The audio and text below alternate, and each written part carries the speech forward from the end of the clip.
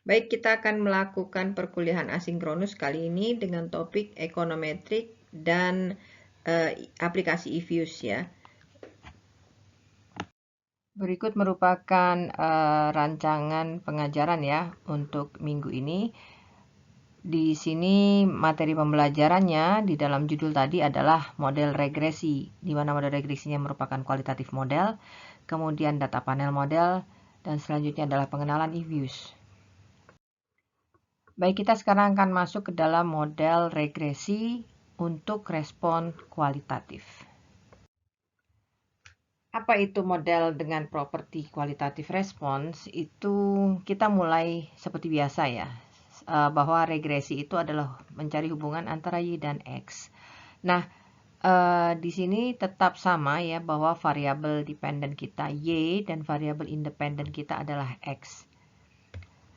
Di sini juga kalau kualitatif respon itu yang menjadi yang mempunyai karakter kualitatif itu adalah si variabel dependennya, ya, mempunyai karakter kualitatif. Sebagai contoh, misalnya ada kasus untuk kasus partisipan untuk satuan tenaga kerja ya, atau di sini dinamakan labor force participation atau LFP. Di sini yang akan ditentukan adalah apakah seorang dewasa itu masuk ke dalam satuan kerja atau tidak. Jadi mau dilihat apakah iya dia masuk atau tidak. Nah, jika orang tersebut masuk ke dalam satuan kerja, maka dia akan menjawab iya, dan iya tersebut akan kita nilai dengan 1. Kemudian jika tidak, maka akan dinilai dengan 0.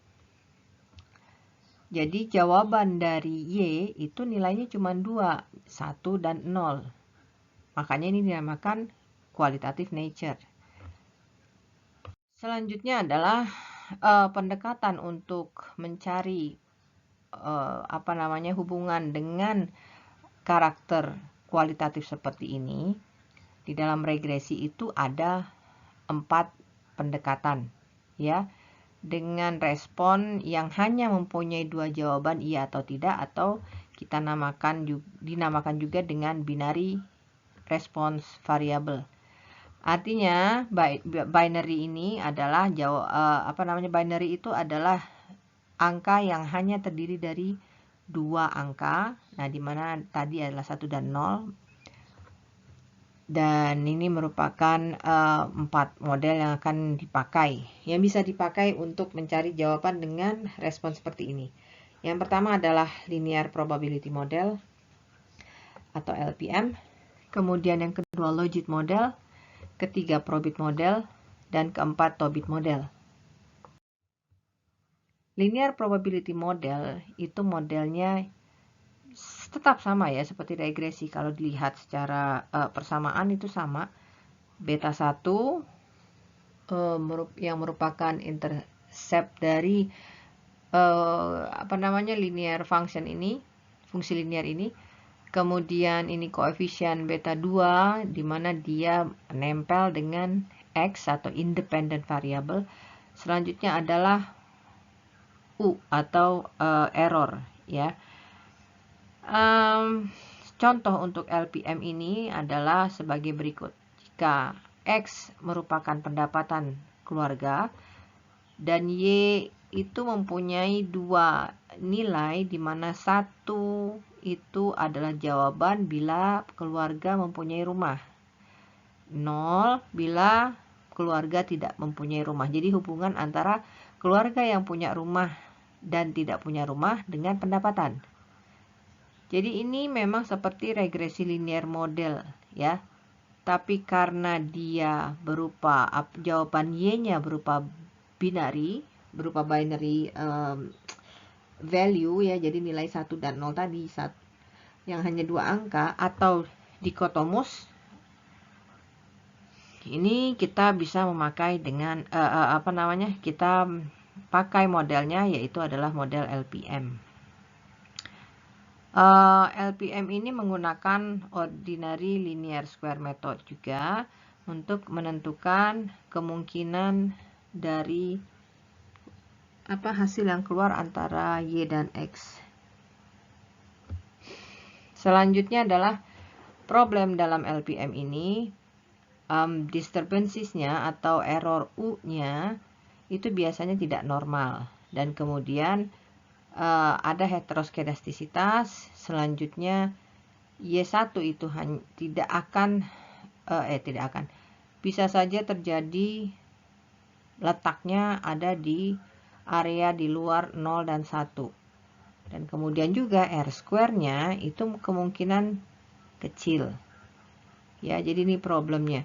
Kan tahu sendiri kalau R square itu kecil artinya hubungan X sama Y-nya itu kecil, ya. Kalau misalnya 20% R square berarti X itu hanya 20% mempengaruhi Y. Contoh. Baik.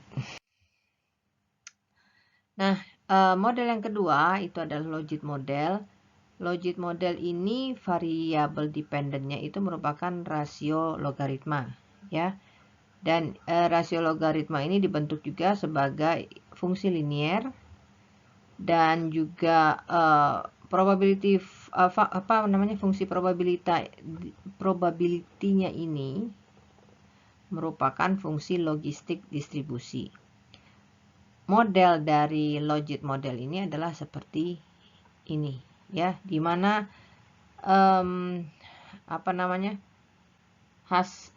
variabel dependentnya tersebut si Y itu kita bentuk sebagai logaritma. Nah, ini hasil logaritma ini dimana nanti keluarnya 1 dan 0 dan kaitannya dengan fungsi regresi linier biasa.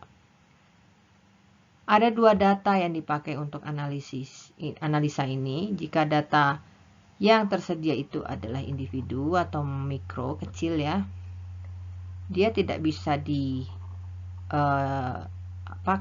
tidak bisa dicari dengan OLS, maka OLS-nya itu tidak bisa dipakai kalau dia model seperti ini. Nah, namun dapat menggunakan maximum likelihood parameter. Dan di samping itu juga kalau datanya merupakan suatu grup, maka bisa digunakan OLS untuk mengestimasi parameter pada model logit ini. Ya. Dan patut diwaspadai bahwa kemungkinan ada heteroskedastisitas di dalam ini. Ya, jadi kita tuh sudah merasa ini bahwa mungkin bisa terjadi heteroskedastisitas sehingga kita bisa menggunakan logit model ini. Baik. Selanjutnya probit model, ya. Probit model ini merupakan model yang berbeda dengan sebelumnya. Kalau tadi sebelumnya kan seperti LPM dan logit itu dia uji asumsi klasiknya tidak lewat, ya. Ada heteroskedastisitas, kemudian tidak normal, ya. Maka apabila datanya itu terdistribusi normal, maka probit model ini yang bisa dipakai, ya. Namun model ini kalau secara matematikanya cukup panjang pengerjaannya, ya. Jadi dia menggunakan integral biasanya. Logit model dengan probit model itu biasanya memberikan hasil yang hampir sama. Nah, perbedaan logit dan probit walaupun mereka sama, ya, kemungkinan hasilnya pada banyak kasus kedua model ini kelihatannya sama, namun perbedaannya kalau kita memakai si logit model, logistik distribusinya itu mempunyai fatter tail, jadi tail yang lebih tebal, ya, yang ini. Kemudian juga kebanyakan researcher itu lebih senang memakai logit model karena lebih simple dibandingkan probit model. Yaitu tadi yang seperti saya bilang sebelumnya, probit model itu lebih panjang ininya, matematisnya, ya. Terakhir adalah Tobit model. Nah, model ini hampir sama dengan probit model, tapi dia mempunyai suatu batasan. Kalau kalian lihat di sini, ini modelnya tetap sama ya, regresi biasa, namun ada, nah ini. Jadi ada batasan, ada limitasi.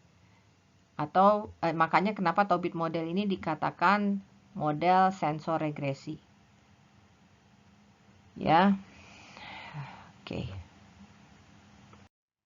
Baik, itu tadi model regresi yang bisa digunakan jika respon dari jawaban Y-nya, jawaban dari variabel dependennya itu binary, yaitu 1 dan 0. 1 mewakili jawaban 1 dan 0 yang mewakili bisa jawaban ya dan tidak, atau pilihannya cuma hanya 2 lah pokoknya. Ya. Nah, selanjutnya data model regresi data panel.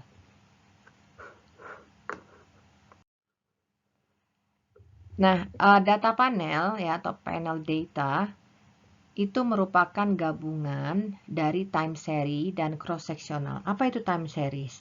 Kalau kalian kemarin belajar mengenai apa namanya Y dan X ya, hubungan antara Y dan X.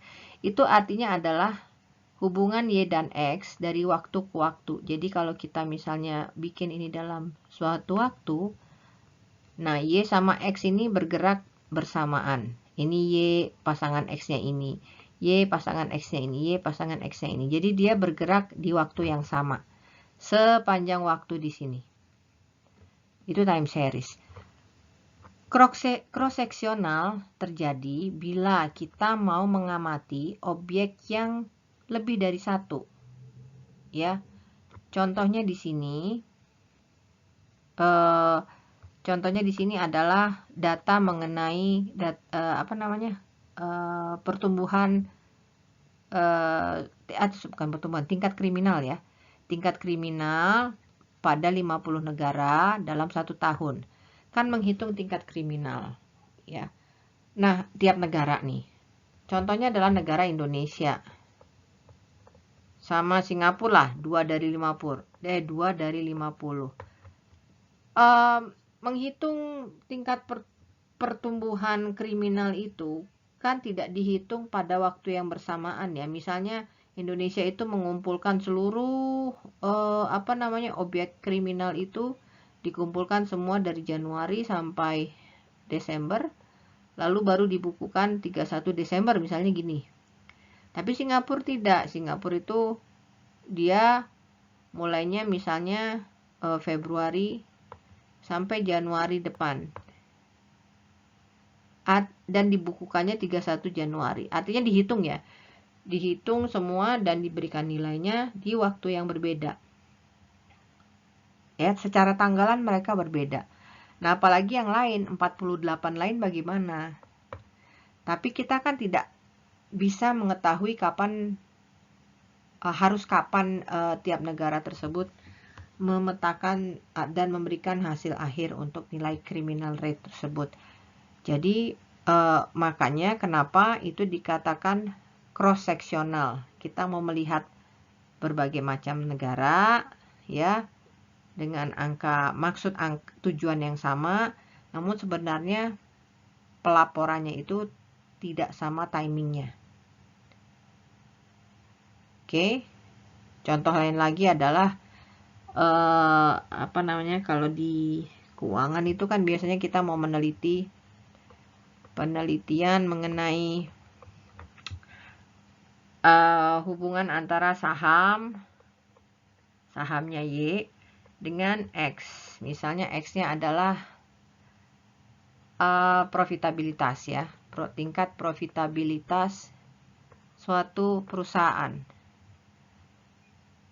Oke. Nah, profitabilitas suatu perusahaan itu kan memakai data dari laporan keuangan. Ya, ini kita mau meneliti apa? Misalnya saham seluruh perusahaan perbankan. Ya.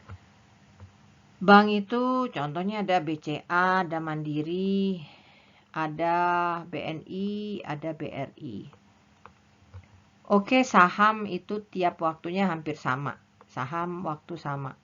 Jadi tiap detik itu sama. Tapi kalau misalnya profitabilitas, nah ini kan bergantung pada laporan keuangan ya, yang ini sama dari waktu ke waktu karena yang menghitungnya satu institusi bursa. Tapi kalau profitabilitas, ini perhitungannya beda laporan keuangannya. BCA sama Mandiri nggak bareng gitu loh untuk apa namanya mengambil data pendapatan atau mengambil data hutang, mengambil data semuanya lah. Jadi itu berbeda-beda. Makanya ya, ketika data itu mempunyai objek yang banyak dengan waktu yang berbeda, itulah yang dikatakan dengan panel data. Data panel ya. Bahasa Indonesia data panel, bahasa Inggrisnya panel data.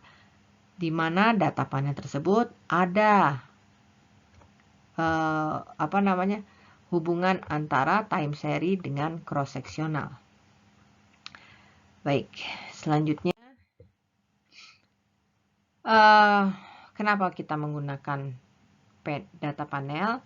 Data panel itu selalu relate kepada individu yang banyak, perusahaan, negara, dan sebagainya. Dan ini data sepanjang waktu, di mana terdapat heterogenitas pada tiap unitnya. Ya, itu tadi saya bilang bahwa tiap pengambilan laporan itu akan berbeda-beda tiap negara ataupun tiap perusahaan. Kemudian dengan mengkombinasikan time series pada observasi yang mempunyai karakter cross seksional, maka data panel ini akan memberikan lebih banyak informasi mengenai data di mana dia terdapat banyak variasi di dalamnya, namun sedikit hubungan kolinearitas antara variabel.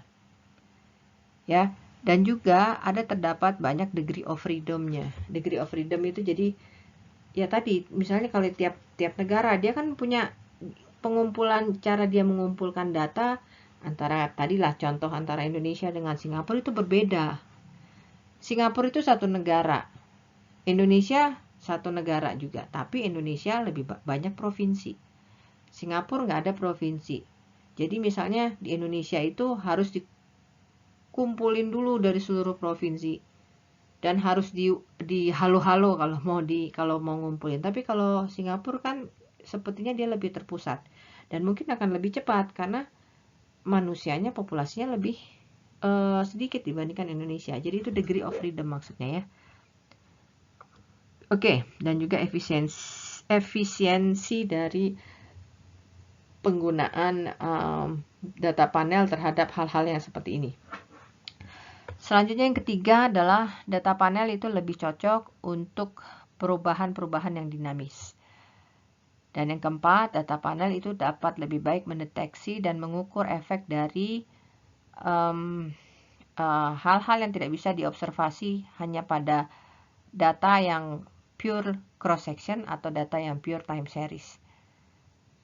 Yang kelima, data panel dapat membuat model behavior yang lebih pas ya, dan yang lebih maksudnya itu jadi saya salah ngomong ini. Data panel itu dapat memodelkan suatu behavioral learning ya, artinya kita bisa melihat perilaku ya, apa yang terjadi pada perusahaan ini, apa yang terjadi gitu loh. Jadi kalau kita tidak bisa, kalau yang terjadi di perusahaan kan harusnya ya logikanya kan melihat orangnya, melihat kulturnya, tapi ini nggak perlu dilihat secara kasat mata, enggak. Jadi cukup dengan melihat apa yang statistik jawab, itu kita bisa interpretasikan sebagai behavior dari data tersebut. Oke. Yang keenam, data panel juga dapat meminimalisir bias ya, yang mungkin dapat terjadi ketika kita yaitu tadi meneliti mengenai individu subjek yang banyak tadi. Nah, model yang bisa dipakai untuk data panel itu ada 3. Yang pertama adalah common effect, kedua fixed effect, dan ketiga random effect. ya. Apa itu model common effect? Common effect ini merupakan teknik yang paling sederhana untuk mengestimasi parameter model data panel dengan mengkombinasikan data cross-section dan time series sebagai satu kesatuan tanpa melihat adanya perbedaan waktu dan entitas atau individu. Pendekatan yang sering dipakai adalah metode sama ya, OLS juga, ordinary least square. Selain dia mengabaikan adanya, selain dia tidak melihat adanya perbedaan waktu dan entitas, common effect ini juga mengabaikan adanya perbedaan dimensi individu maupun waktu, di mana dengan kata lain perilaku data antar individu itu sama dalam berbagai kurun waktu. Jadi dia itu asumsi ya. Kedua, model efek tetap atau fixed effect. Pendekatan model ini mengasumsikan bahwa intercept dari setiap individu adalah berbeda, sedangkan slope antar individu tetap atau sama. Teknik ini menggunakan variabel dummy untuk menangkap adanya perbedaan intercept antara individu. Ketiga, model efek random. Ya, pendekatan yang dipakai pada model ini itu mengasumsikan setiap perusahaan mempunyai perbedaan intercept, yang mana intercept tersebut adalah variabel random atau stokastik. Dan model ini juga berguna jika individu atau entitas yang diambil sebagai sampel dipilih secara random dan merupakan wakil dari populasi.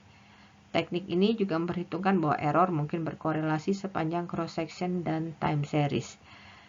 Nah, pasti kalian bertanya-tanya, terus gimana caranya ya untuk memilih mana yang tepat dari 3 model?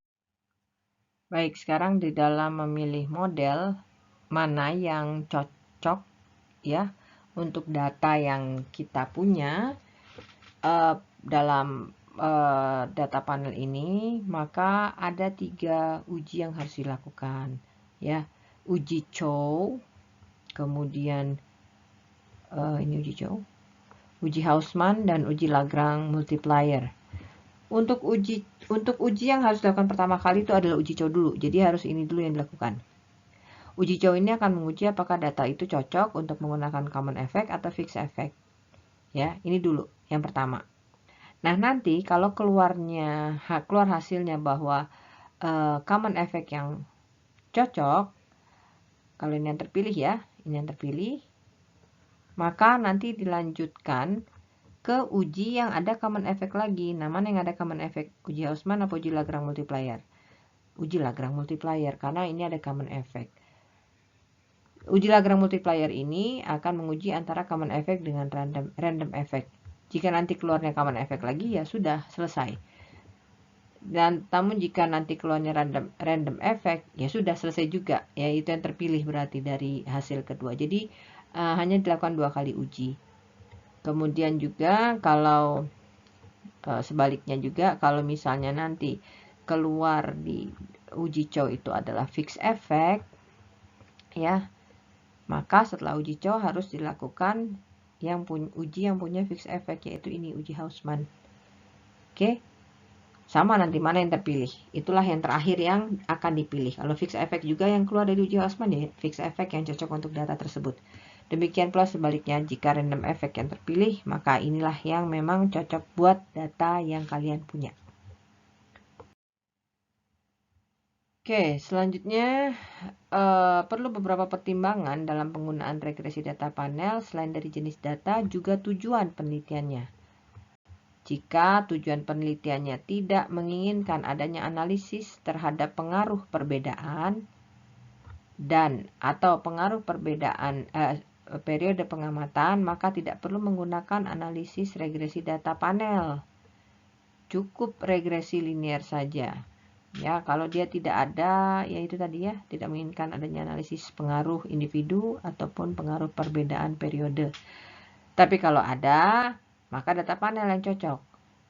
Nah, meskipun demikian, bukan berarti tidak boleh sebuah penelitian yang memiliki data panel, tetapi tidak memiliki spesifikasi tujuan seperti disebut di atas, dia tetap menggunakan regresi data panel, ya sebenarnya boleh-boleh saja, tapi perlu dipertimbangkan kompleksitas model dan interpretasinya. Artinya kalau memang tidak perlu lalu kita melakukan, karena kan tadi ya, kalau memilih model itu kan harus pakai uji tadi.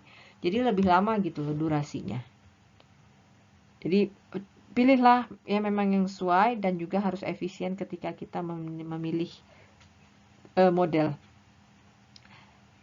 Kemudian selain itu karena adanya kombinasi cross-sectional dan time series, maka model data panel lebih tepat dibandingkan regresi linear biasa. Ya, ini seperti apa yang tadi dijelaskan di awal. Oke, nah eViews ya. Nah, ini kita masuk ke dalam eViews. eViews ini merupakan suatu aplikasi atau software yang gunanya ya untuk melihat secara statistik hubungan antara Y dengan X. Apa bedanya eViews dengan SPSS? eViews itu dia lebih mempunyai, bukan lebih ya,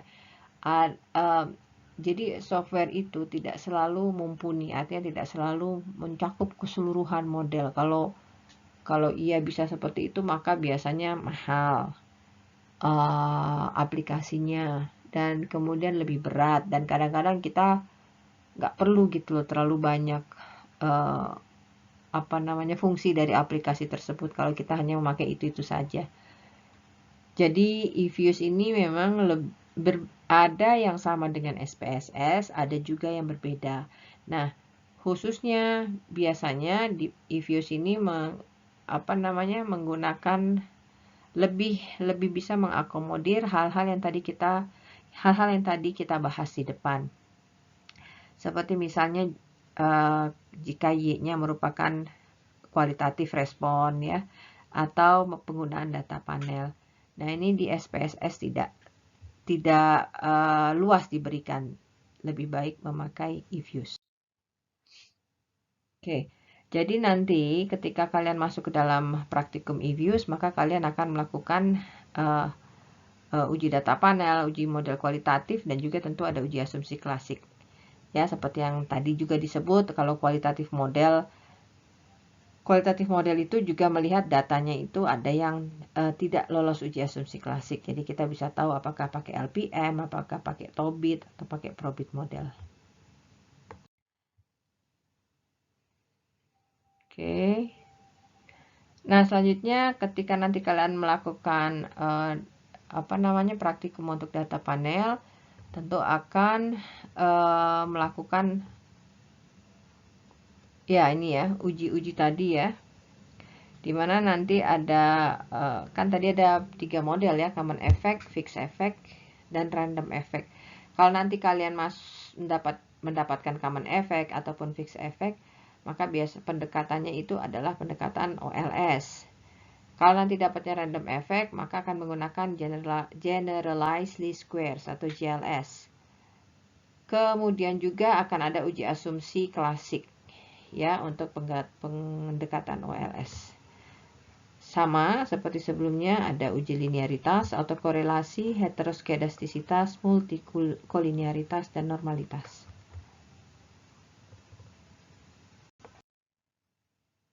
Ya, ini sama. Oke. Baik, selanjutnya ini, nah, yang tadi saya lewat ya, soalnya uji asumsi klasik sama ininya ceritanya dengan yang sebelumnya.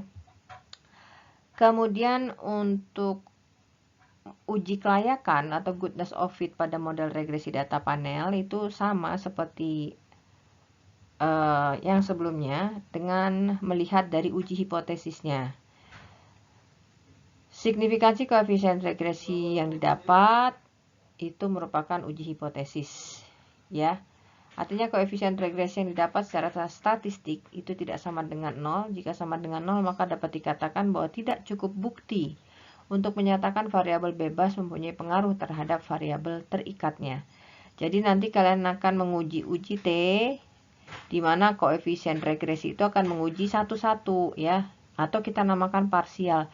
Contoh, jika kita mempunyai penelitian yang mau meneliti hubungan antara Y dengan 3X, dengan 3 variabel independen. Nah, uji T itu kita melihat satu-satu secara parsial. Parsial itu satu-satu ya. Bagaimana nanti hasilnya? Apakah dia terbukti berkorelasi atau tidak? Sedangkan uji F itu menguji variabel independen ini secara bersamaan mempengaruhi Y, atau kita namakan simultan.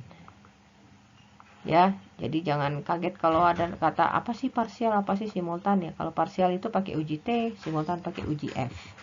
Dan selanjutnya juga sama seperti sebelumnya ketika kalian melakukan uji praktikum SPSS, koefisien determinasi itu dilihat dari R².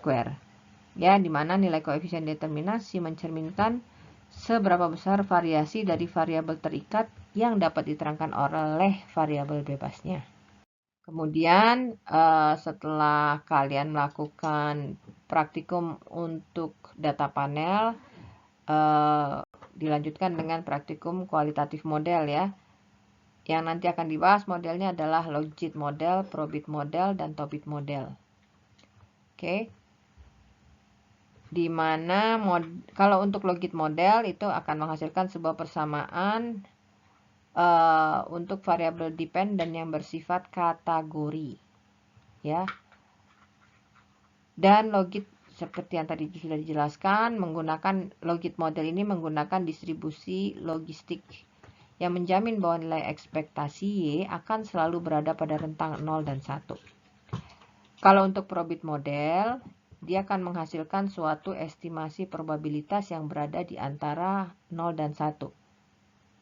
Oke, kalau yang ini tadi adalah jelas jawabannya 0 atau 1, kalau ini probabilitas.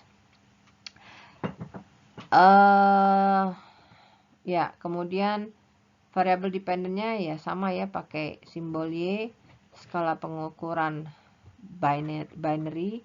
Kemudian variabel independennya kita katakan juga di sini variabel prediktor kalau kita memakai probit model ini. Dan juga disimbolkan dengan X.